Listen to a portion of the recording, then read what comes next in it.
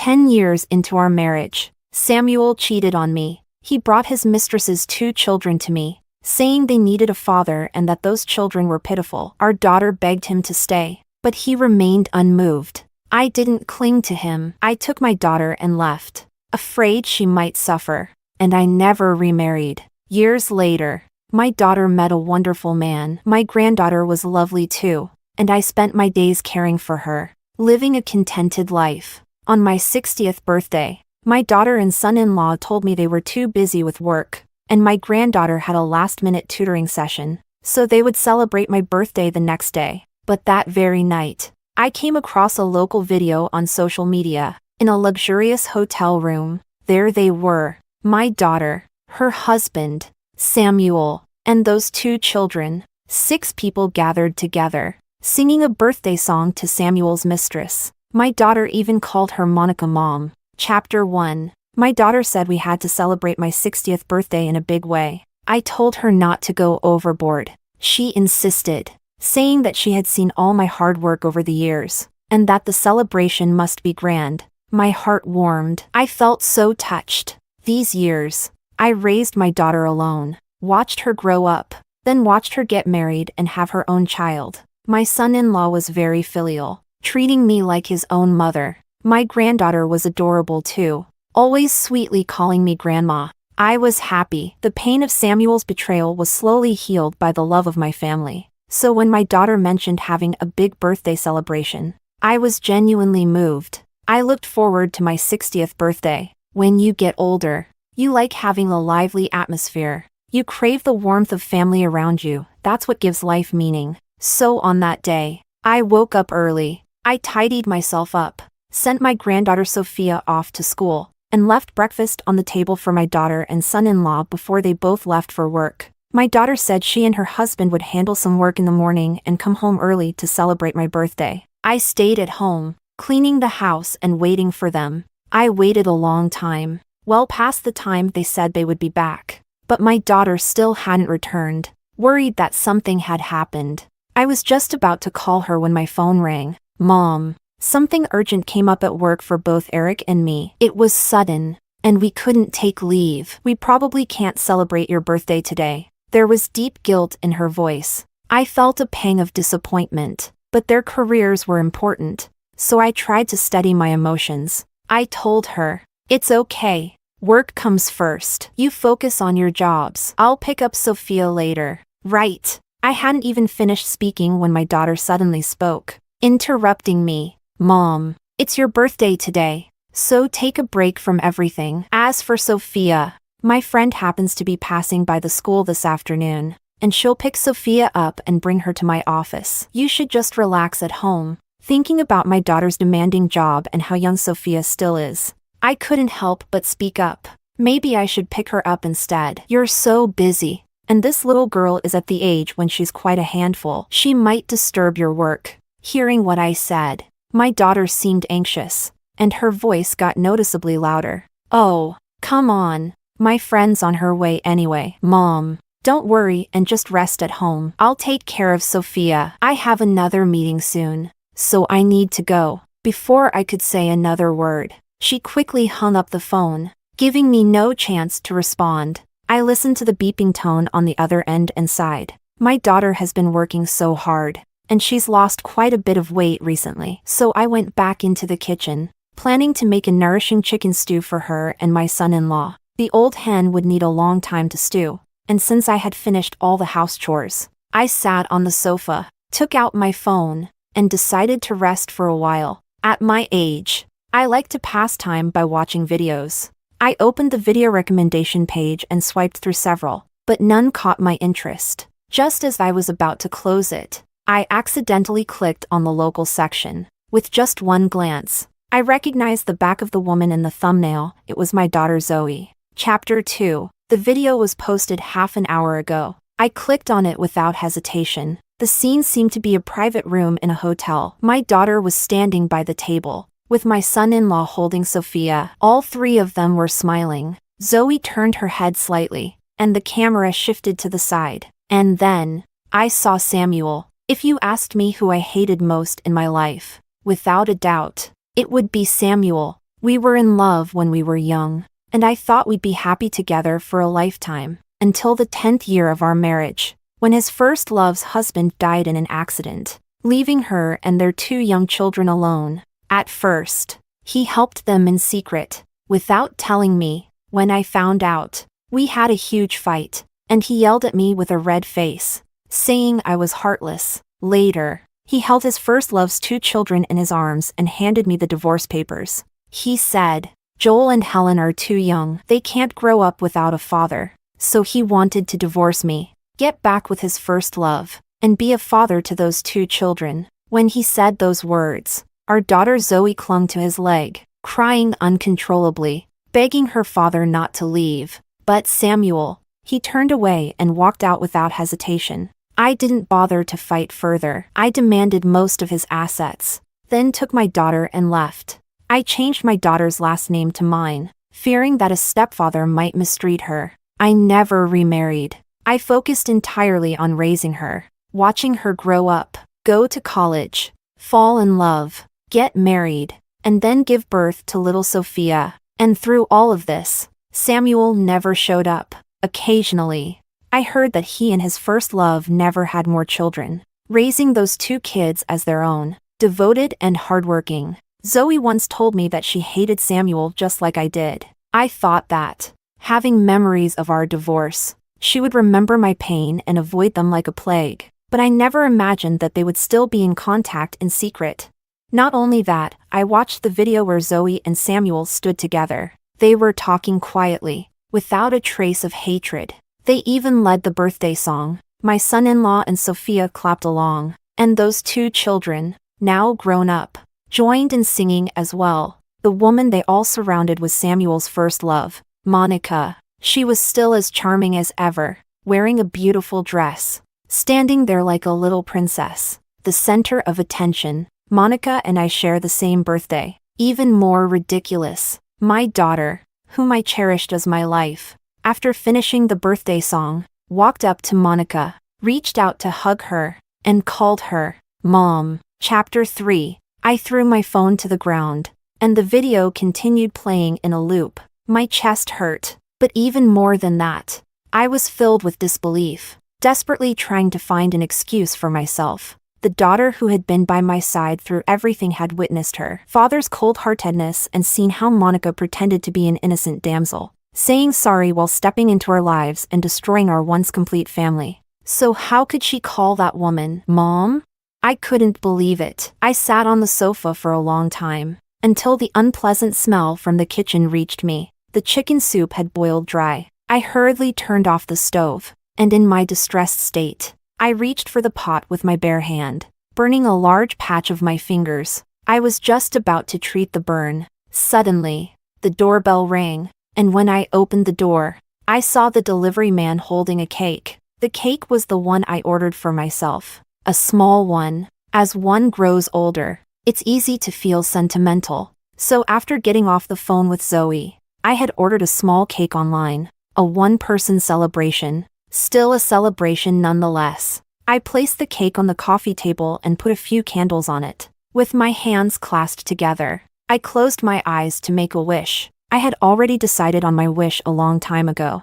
I hoped that my precious daughter would have a happy and smooth life, that my son-in-law would always love my daughter, and that dear little Sophia would be healthy and smart. That was the wish I originally intended to make. But now, as soon as I closed my eyes, all I could see was Zoe lying to me about having to work late, only to turn around and take her husband and granddaughter to celebrate Monica's grand birthday. In the video, Monica was surrounded by all of them, having a grand time, just like a real family, unlike me now, sitting alone, cold and deserted, like a clown, like a joke. The child who was once part of me had turned into a knife, stabbing me right in the heart. It hurt too much. When you grow old, you become easily sentimental, and my tears betray me. While wiping away my tears, I made a new wish. I hope, for the rest of my days, I live happily and joyfully. That's it. For so many years, all my wishes had been for my children,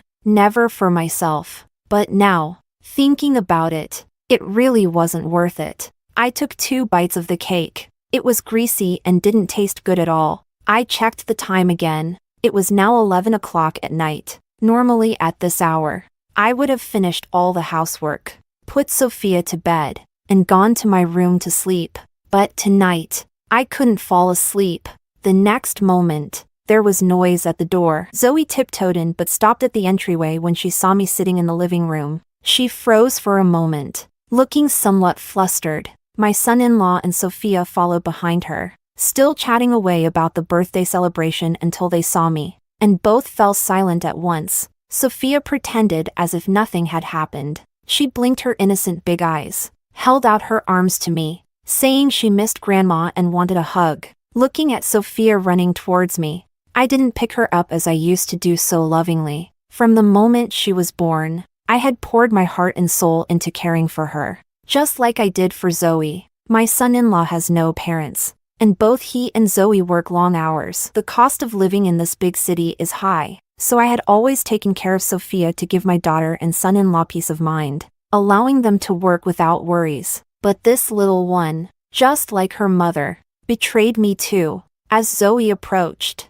she seemed to want to act like nothing had happened. She pretended to rub her shoulders, saying work had been exhausting today, and promised me a grand celebration tomorrow. Her gaze fell on the small cake on the coffee table, and she froze for a moment. Mom, did you buy the cake yourself? Maybe it was because the cake was too small, or maybe because the cake they had for Monica today was too big. I could see the guilt in her eyes. I felt that testing her was meaningless, so I asked directly, Zoe, where did you go today? She paused, her eyes searching my face, as if desperately looking for something. But in the end, she chose to play dumb. Mom, what are you talking about? I went to work today. After she spoke, she glanced at her husband Eric and Sophia. Eric nodded quickly. Yes, Mom, I was so busy today, my back and waist are sore from working all day. As for Sophia, she mimicked her father's gesture, shaking her head like a rattle. Grandma, we didn't go to eat cake today. We didn't. Children's logic is never airtight. The more they talk, the easier it is to slip up. Zoe didn't even have time to cover her mouth. All she could do was give me an awkward smile, her eyes darting around as she began to lie. Mom, don't misunderstand. Sophia was restless at my office, causing trouble, so I bought her a small piece of cake. Listening to this clumsy lie, I felt deeply disappointed, so I took out my phone, found that video, and threw it right in front of her. She froze, her mouth opening as if she wanted to explain something, but eventually, she sighed, sat down beside me, and seemed to give up. Oh, Mom, it's been so many years. I know you hate Dad, but he and I are related by blood. For your sake. I've rarely seen him over the years. Haven't I done enough? You're so old now. Why can't you let go of these grudges? Even if you can't, don't drag me into it. All these years, whenever it was your birthday, have I not been there with you? Monica. Aunt Monica shares the same birthday as you, even though she never says it. I know she wishes for the family to be together. So I thought, since we live together, what difference does it make which day we celebrate? I celebrated her birthday first, and then tomorrow, I'll celebrate yours. Isn't that fine? Mom, you're too old for tantrums, aren't you? Eric and I are already exhausted from work every day. Being with Dad makes things a bit easier for me. But look at you now. Can't you think about me for once? Hearing my daughter's complaints, my already cold heart grew even colder. So I asked her, are you blaming me for stopping you from reuniting with your father? I looked at Zoe. She looked nothing like Samuel. She resembled me much more. So, back when we divorced, Samuel gave all his fatherly love to Monica's 2 children, especially the daughter, Helen. The first time I saw her, she was only 6 years old, but her expressions and demeanor were exactly like Monica's.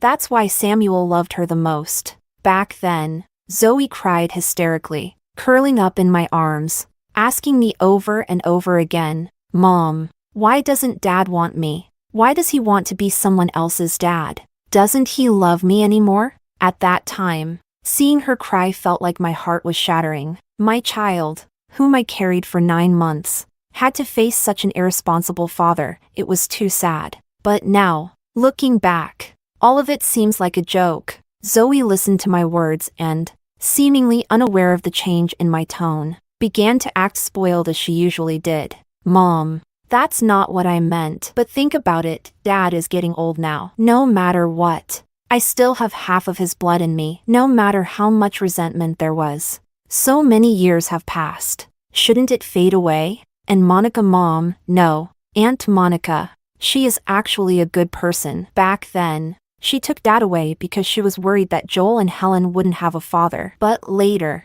she even said sorry to me, and she buys me gifts, treats me like her own daughter, regardless of all the grudges. You're so old now. Why hold on to such old grievances? Listening to my daughter's complaints, I felt it was absurd. The father who once abandoned her without looking back was the one she cried for, late at night, asking why he didn't want her. And Monica, who knowingly became the other woman, gave Zoe just one gift, and that was enough for her to let go of all the past resentment.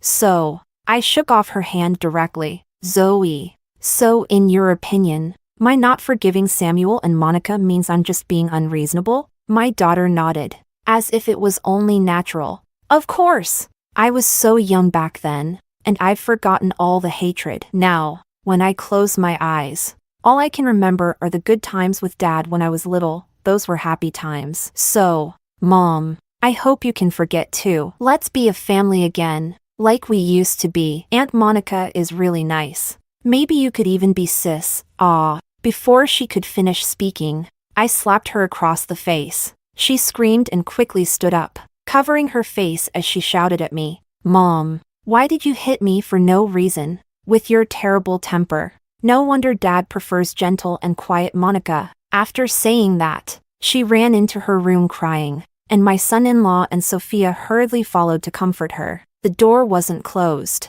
so I could vaguely hear their conversation. Old and muddle-headed, holds on to grudges forever, bad-tempered old lady. So annoying. There were many more words spoken by the daughter I had loved for half my life. At that moment, my heart truly died. So I stood up, went to my room, packed my bags, and left the homeowners chat group on my phone. My daughter and son-in-law had worked hard for many years, but the housing prices in the capital were too high. Even now, they are still paying off their mortgage every month. I pitied them, and every month I used my pension to help them out, covering their mortgage, and also paying for utilities, groceries, even Sophia's tutoring classes. It was all money I had been providing. Now, since I have chosen to leave, I certainly won't be giving them money anymore. Whether or not they can afford it without my help is no longer my concern. In addition, I actually have another property, which I never told anyone about,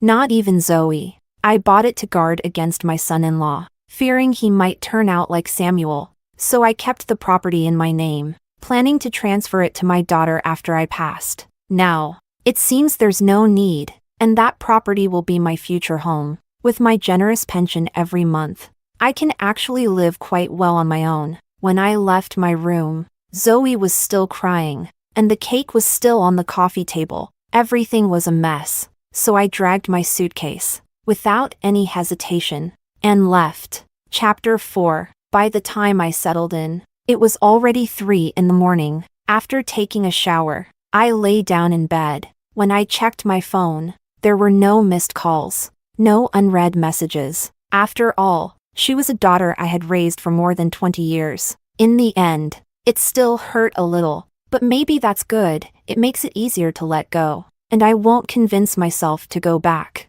I canceled my daily morning alarm. Then I turned off the lights, pulled up the covers, and pushed all those thoughts out of my mind, closing my eyes to sleep. That night, I didn't sleep well. Over and over, I dreamed of the times I spent with Zoe. Back then, Samuel insisted on divorcing me, although I took away most of his assets. My daughter was still too young, and because of this, she suffered severe psychological trauma, to the point where she couldn't even go to school for a while. I had no choice but to temporarily quit my job and stay by her side every day. She always slept uneasily, often waking up in the middle of the night from nightmares, crying for her mom and dad not to leave her. I would hold her and sing the lullaby I had used to put her to sleep since she was little, staying by her side all night. She slept peacefully, but I would wake up with a sore back, my arm aching for half the day. Back then, when Zoe saw me in pain, she would tightly hold my hand. Then she'd start to massage my arm. While massaging, she'd say, "Mom, I'll rub it for you, so it won't hurt anymore." At that time, she was truly well behaved. I took a deep breath, opened my eyes, and glanced at the time on my phone. Although I had turned off my alarm clock, but after so many years, my biological clock woke me up at the usual time. Normally, I would go to the kitchen to prepare breakfast, then call Sophia to get up. She's young and always dawdles in bed for a long time. I would coax her while carrying her, help her wash up, tie her hair into a cute little braid, and then let her eat breakfast. After she finished, I would take her to kindergarten. Then I would return home, by which time Zoe and Eric would have already eaten and were on their way to work. I would start cleaning up the dishes and tidying up the house. In short, I'd be busy the whole day, always revolving around this big family. There was hardly a moment for myself. But now, things are different. After getting up, I only needed to make breakfast for myself. And after eating, I would go downstairs to walk around the neighborhood, stretching my limbs, a comfortable and relaxed life. But before I finished my walk, Zoe called. I didn't answer the first call. She called again, a second, a third time. It wasn't until the fifth call that I accidentally pressed the answer button. I didn't put it on speakerphone, but Zoe's voice on the other end was still shockingly loud. "Mom, where did you go all night? How old are you now? Acting like a young person, running away from home whenever you feel like it? You didn't even care about Sophia. She's going to be late for school, and breakfast isn't ready. Are you going to let us go to work hungry? Do you know I have an important meeting today that I can't afford to be late for?" Every question felt like caring for them was my responsibility. I didn't say anything, but Zoe, on the other end of the line, kept on talking. "I just asked you to help take care of the child, cook some meals, clean up the house. You're living comfortably at home while Eric and I work hard for this family, getting up early and staying up late. Now you decide to disappear just like that. Don't you think you're being unreasonable?" Unreasonable.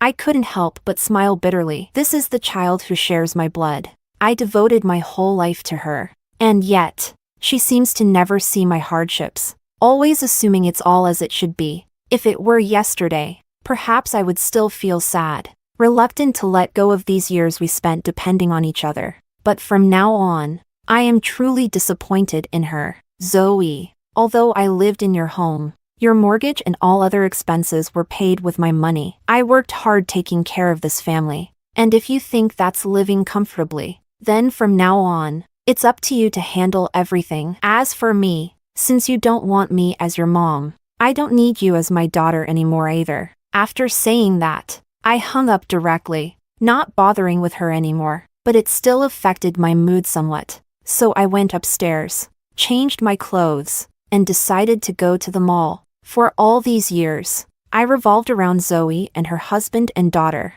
I rarely went to malls or bought clothes for myself. Now, with all these burdens lifted, my savings and my monthly pension are more than enough for me to live well. Buying some beautiful clothes, nice bags, and jewelry, becoming a carefree, stylish old lady sounds like a pretty good idea. Chapter 5. But I didn't expect that the one time I decided to indulge myself by shopping, I would run into Samuel at the mall. He was walking alongside Monica. The two of them walked into a clothing store, and we came face to face. When Samuel saw me, his gaze seemed evasive. Monica, however, smiled smugly, walking straight up to me with the same attitude she had when we first met, still as detestable. "Julia, are you here to buy clothes too?" She made no attempt to hide her exaggerated smile, her eyes scanning me from head to toe, and then shook her head, speaking in a patronizing tone. "Look at you, staying home every day to take care of kids and do housework. Even if you buy a nice outfit,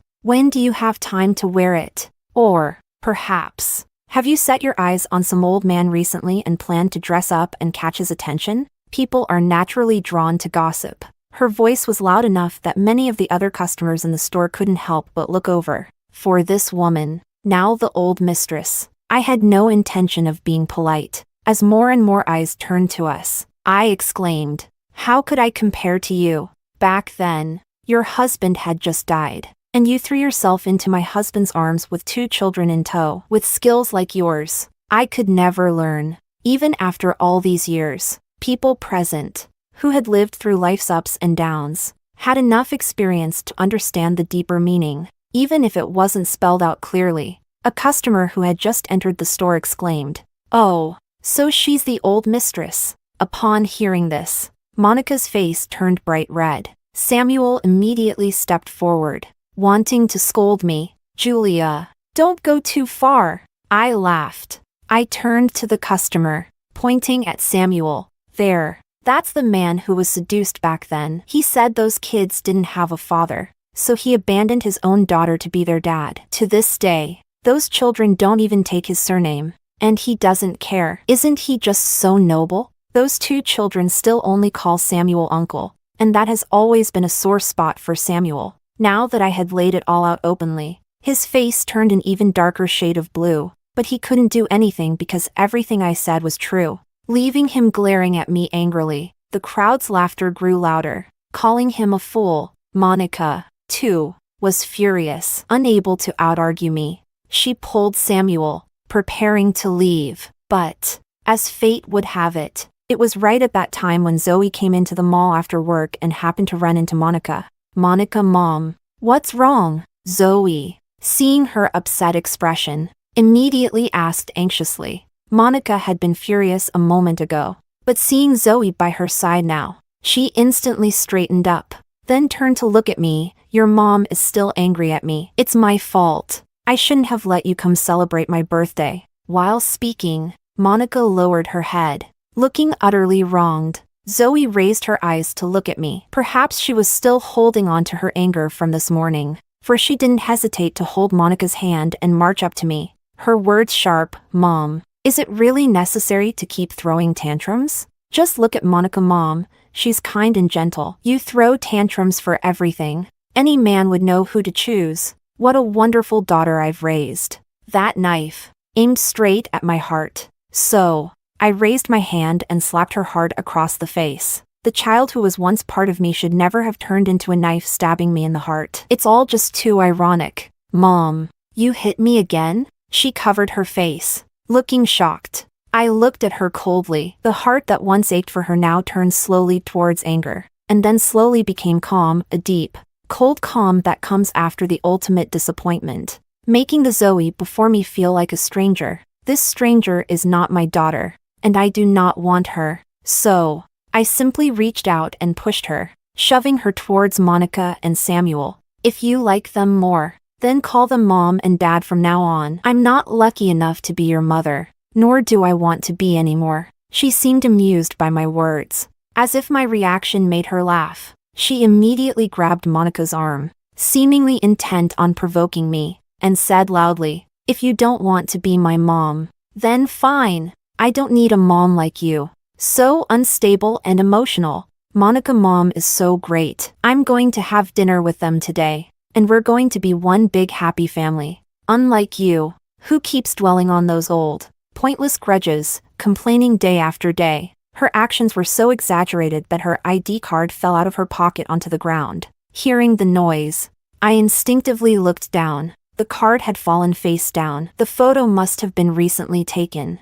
And the name. So, my daughter, whom I cherished dearly, had secretly changed her last name long ago. Without telling me, Zoe noticed where my eyes had fallen, and there was still a hint of guilt. She touched her nose and explained, "It's just a last name, right? Isn't it normal to take the father's name? And Dad doesn't have any children with his last name. You might not care, being a woman, but we can't let Dad's side end without descendants. Anyway, it's just a name. Do you really need to make a fuss about it?" The more she spoke, the angrier she seemed to become. Even though I hadn't said anything, she still looked impatient. I stared at that name for a long time. Once, she had said, with her own mouth, that she didn't want her father. She said we depended on each other. We were the only family, and that was why she wanted my last name. Now, this meant that the last bond between us was gone. I waved my hand at her, my tone calm. It's fine. You can have whatever last name you want. It has nothing to do with me. After all, I have truly decided that I don't want this daughter anymore. Chapter 6. On the way home, I blocked all of Zoe's contacts. I cut off all contact completely. I checked my savings and looked at this month's pension that had just arrived. Without hesitation, I booked a small, refined tour online, packed my bags, and set off on a trip. For all these years, I had devoted myself entirely to Zoe and never got to see the beautiful mountains and rivers of this vast world. She used to always say that one day, when she grew up, when she graduated, when she found a job, when she got married, when she had children, when the children grew up, she'd take me traveling. But I waited and waited, year after year, and that day never came. Thankfully, now on my own, I can still see the wonders of the world. I visited the mountains,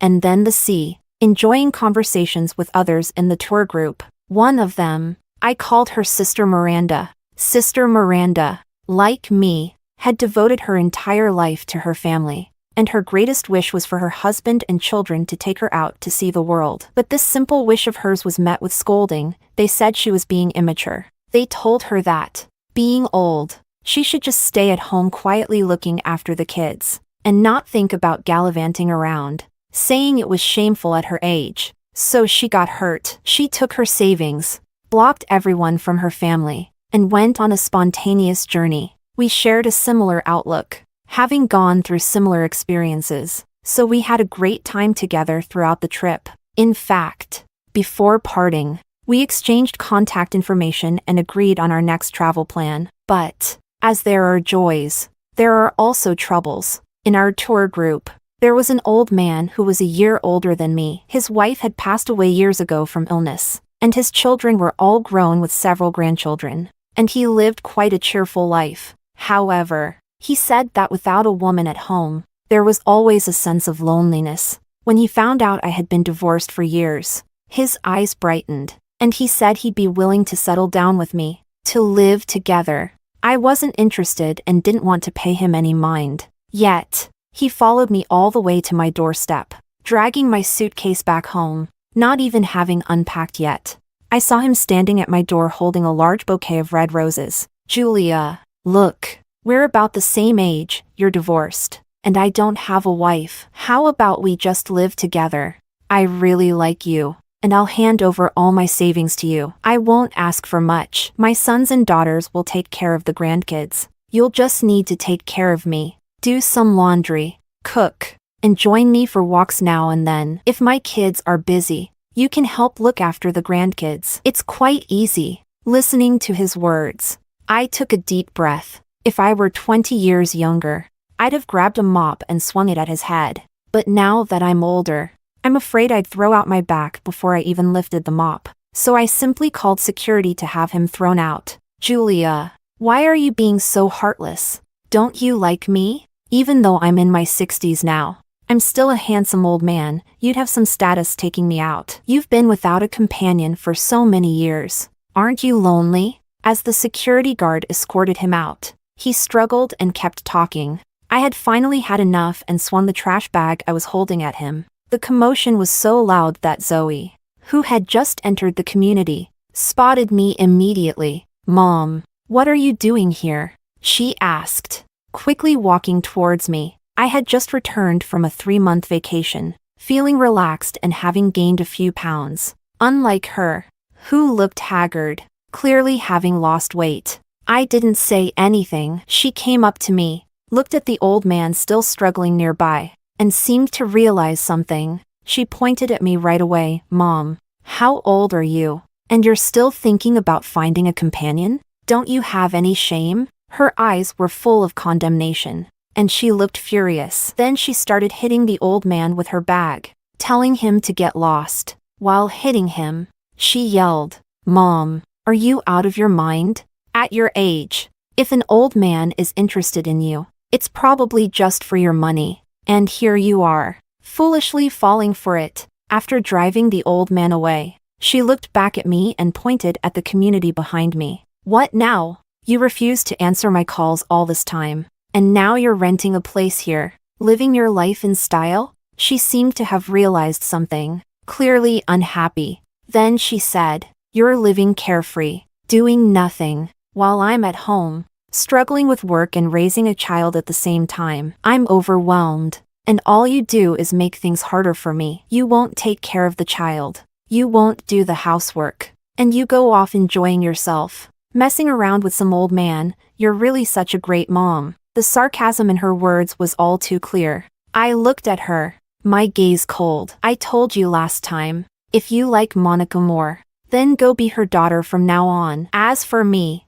I don't want to be your mother anymore. And as for all your mess at home, I have no obligation to take care of it. Understand? Listening to my words, she seemed to finally realize that I was serious about my decision. But she still couldn't help but rebuke me. What do you mean you're not my mom anymore? We're connected by blood. I was born from you. So I'm definitely your daughter. Just come back home soon. There's a pile of mess at home. You used to pay the mortgage and the utility bills, and now you suddenly vanish without a trace. Do you know how lost this left Eric and me? We don't make much money to begin with, and we still have to raise a child. We haven't saved a penny these past few months. It's all your fault. Listening to her accusations, I slapped her across the face again. Get lost. I was truly disappointed, so I didn't want to hear another word from her. I turned and walked away. She covered her face where I had slapped her and stomped her foot in anger. Mom, are you serious right now? I was just telling the truth,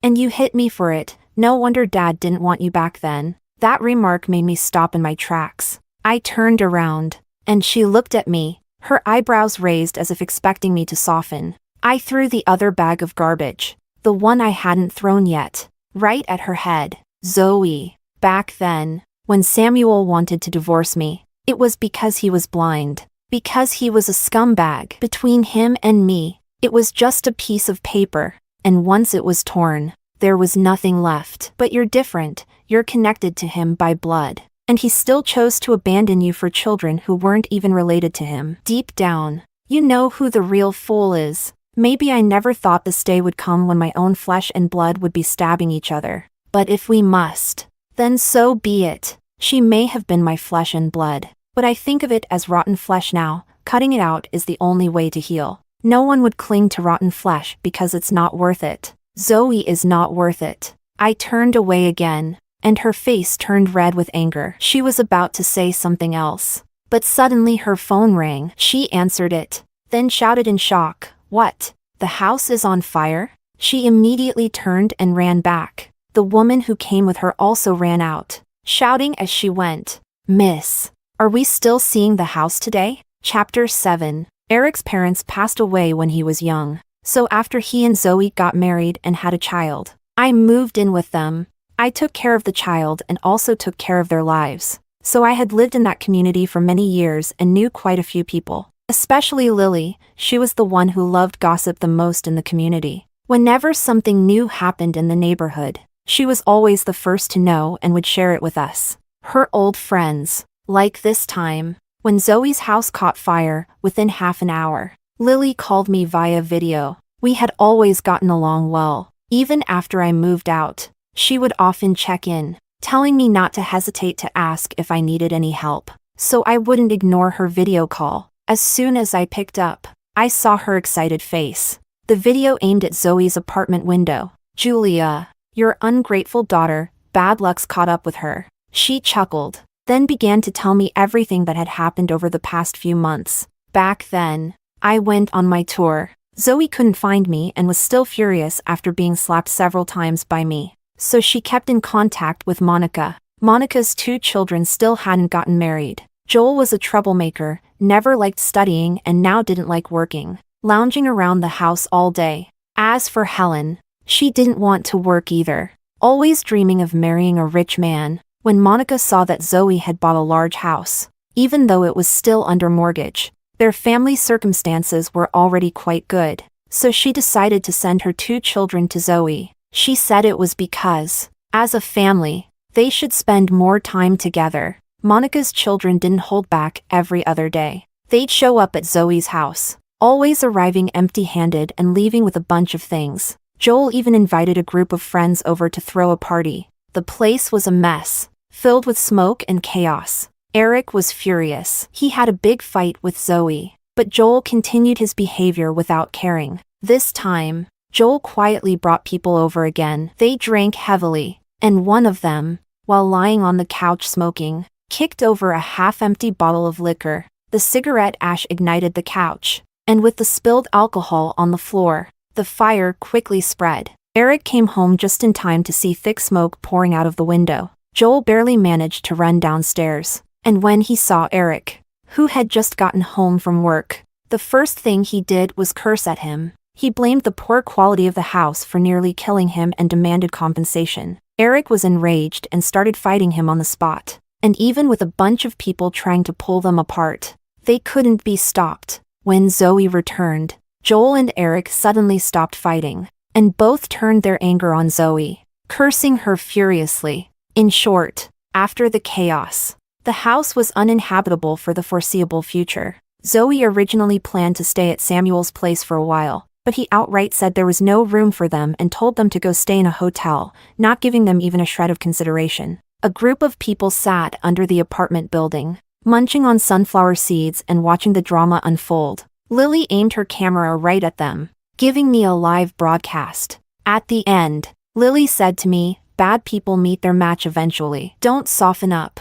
A daughter like that isn't worth feeling sorry for." I nodded, indeed feeling nothing for her. After all, my disappointment had reached its peak, watching the video of them entangled in their arguments. I just found it ridiculous. Family ties had become incredibly ironic at that moment. Chapter 8. In the end, Zoe won the battle. She moved her family in with them, thinking it would prove her decision was right. But what she didn't know was that this decision would ruin her completely. As for me, after that video call with Lily, I stopped paying much attention to Zoe's matters. I recently found a new hobby: handmade ceramics, going to a workshop and shaping various cute little crafts. It really helped me relax. I went for several days in a row, and wouldn't you know, right next to the ceramic workshop was a hotel. Just as I was leaving the ceramic studio with my fired pieces, I happened to see Zoe at the hotel entrance, and standing right in front of her, half-dressed, were Eric and Helen. "Eric, we've been married for 7 years. I even gave you a lovely daughter. How could you be with Helen behind my back?" she shouted at the top of her lungs. Sophia, holding her hand, seemed frightened. Helen's clothes weren't even properly adjusted. Over the years, she had dated several boyfriends, and she was always carefree. Even with all those eyes on her, she showed no sign of embarrassment. She even leaned against Eric in front of everyone. "Zoe, you're just an old, haggard woman now. No one's there to help you with the child, and you had to quit your job to stay home. You don't even take care of yourself anymore. How could Eric not be tired of looking at your face every day?" Then she threw a flirtatious glance at Eric beside her. "Eric, do you prefer this old woman, or do you prefer me?" Helen was charming, and above all, she was young. All this time, Eric and Zoe had been arguing constantly, and their relationship had already developed deep rifts. Now, caught red-handed, Eric showed no guilt whatsoever and said bluntly, "Zoe, what are you making a fuss about? You should be at home taking care of the kid instead of running around. Which man doesn't cheat? Look at your dad. Didn't he leave your mom and end up with another woman? And you forgave him and even called that woman mom. If you could accept it back then, why can't you accept it now?" Listening to Eric, her eyes widened, and she kept shaking her head. "Eric? Eric, how could you say that? How could you say that?" She seemed to be falling apart, reaching out to hit Eric. Eric pushed her away, shielding Helen in his arms, looking down at Zoe with a mocking smile, like she was a clown. "Zoe, let's stop pretending here. Do you really think your dad likes you so much? If I hadn't worked so hard to make money and buy that house, do you think he'd even consider taking you back as his daughter? He just wants to make a profit off you, to save more money for Joel and Helen, and you foolishly walked right into it, craving love. Huh? But at least you did one good thing. Helen is so much more fun and understanding than you. Let's get a divorce. I don't want the kid." You take her. We'll split the money 50-50. And you better leave, since you agreed with what happened to your mom. I suppose you won't have the face to keep holding on, right? Each word pierced straight into Zoe's heart, making her even more hysterical. Sobbing uncontrollably, Helen remained calm, even brushing her hair back and bending down to look at Sophia, who stood in front of her. Hey little one, don't you think your mom is being a bit much? Making such a big scene over such a small thing. Listening to Helen, Zoe's eyes widened instantly. Get away! Don't you dare do anything to my daughter. She pulled Sophia toward her forcefully. Sophia's little arm was delicate, and with Zoe's strength, she started crying immediately. Crying. She began to push Zoe away. You're a bad mom. I don't want you, Sophia. I am your mother. I gave birth to you, raised you. How could you say that? Zoe, heartbroken, raised her hand to hit the child. Sophia immediately bit down on her wrist, causing Zoe to flinch in pain. She then ran straight into Helen's arms, turning to look angrily at Zoe. You're a bad mom. You always yell at me. I like Auntie. I want her to be my mom. Hearing this, Zoe's eyes widened. She seemed like she wanted to say something, but her gaze suddenly met mine from within the crowd. In that moment, her eyes were complicated, full of ridicule. Perhaps she finally realized the things she had once said to me were now coming back around, hitting her right in the heart. Chapter 9. After witnessing the whole scandalous affair, Lily spent the day relishing the gossip and sent me dozens of 60-second voice messages, all of which were more or less about the things I had seen today. Since the house caught fire, the family of 3 had moved into Samuel's house, with cracks already present in their marriage. Constant arguments ensued, and with me gone, someone had to take care of Sophia's pickup and drop off from school. Eventually, Zoe quit her job to focus on being at home with the child. Helen had her sights set on Eric's income. Over time, with intentional flirting, the two of them hooked up. Samuel and Monica knew about it, even helping cover for them. Even Sophia had seen them a few times, but a lollipop was enough to keep her quiet. In short, as the chaos unfolded, Zoe, knowing everything, was thrown out by the entire family, and even her beloved Sophia cried and refused to go with her, turning around to run into Helen's arms, calling her mom. As I was returning to the community from my walk, I saw Zoe at the entrance. She was squatting in the corner, and when she saw me, she looked like a pitiful little kitten that no one wanted. She reached out, tugging at the hem of my skirt, and pleaded, Mom,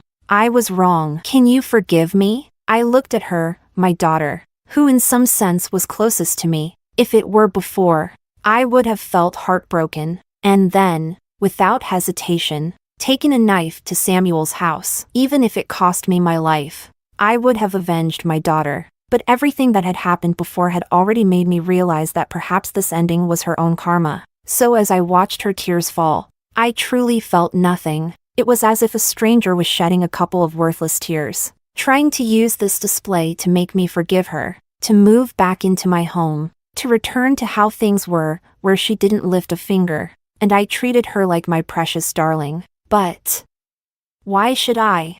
She may have once been my precious child, but now, she no longer is. So I shook off her hand, feeling no emotion at all, and calmly said, You're calling the wrong person. I'm not your mother. I did have a daughter in this life, but in my heart, she died a long time ago. As for you, go back to wherever you came from. Don't show up again, or I won't hesitate to call security. Understand? After saying that, I ignored her desperate cries and went straight home. Chapter 10. Zoe came looking for me several times after that, but I refused to see her. I had already made up my mind about not having her as my daughter. She must have sensed how firm my decision was. Eventually, she stopped coming, and I continued my life, taking walks, making ceramics, or going shopping for a few nice dresses. Life, it's time I finally enjoy it properly. And when I heard news of her again, it was half a month later.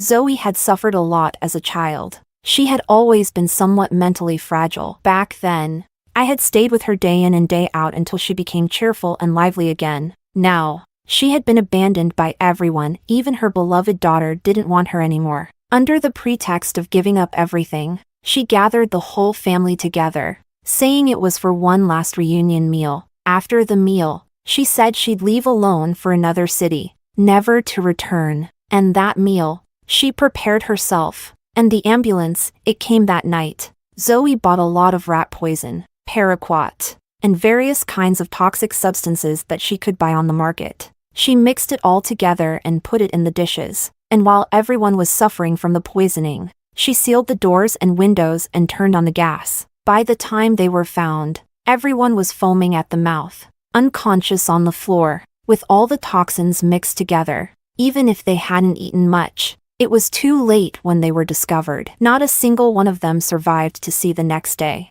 Even 6-year-old Sophia lost her life. The news made national headlines, and the public dug into their past. They learned that Samuel was nothing but a scumbag, that Monica had risen as a mistress, that Joel was a thug, loved fighting and harassing girls, utterly repulsive, that Helen loved to steal other people's boyfriends, just like her mother, that Eric was also a scumbag, despised by everyone, that Sophia, even at her young age, was chillingly cold-hearted, that Zoe, blinded in her heart and mind, ultimately faced the consequences of her actions. The whole country knew about them, this group of people so vile that everyone wished they could spit on them. As for me, I also made a brief appearance on the trending searches. I took the opportunity to start a live stream, making ceramics online, and there were many viewers. Some people thought I had suffered too much and sent me a lot of money as gifts. I donated all the money I earned from the live stream to help others in need.